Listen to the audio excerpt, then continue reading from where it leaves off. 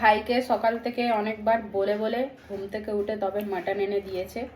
এবার আমি মাটনটা ধুয়ে নেবো, ধুয়ে তারপরে ম্যারিনেট করব। আজকে হবে mutton. Hello everyone, welcome to my mini blog. আজকের ব্লগটা আমি এখান থেকেই স্টার্ট করছি। সকালে ভাইকে বাজারে পাঠানো যে কি যুদ্ধ, কি যে আর বলি। তো মাটনটাকে আমি এখানে ম্যারিনেট করব, তার জন্য এখানে পেঁয়াজ কেটে নিচ্ছি।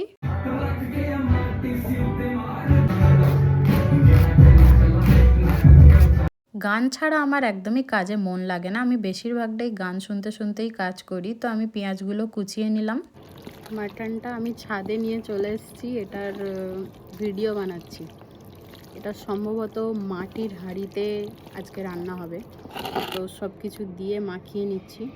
বাকি কিছু মশলা কষিয়ে দেওয়া হবে। তো ম্যারিনেশনটা খুব ভালো করে করছি, খুব ভালো করে মাখিয়ে নিচ্ছি।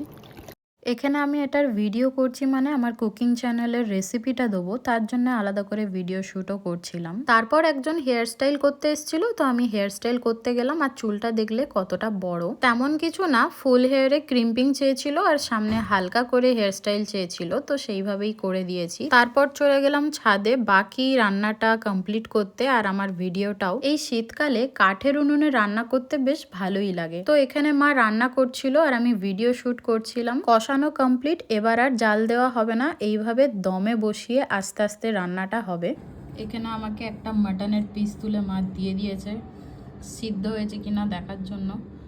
গরম গরম মাটন, দেখি সিদ্ধ হয়েছে কিনা।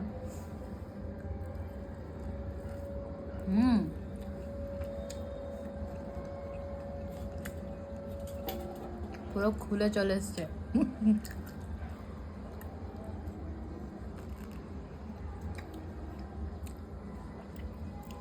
হাঁড়ির মাংস রান্না আলাদাই।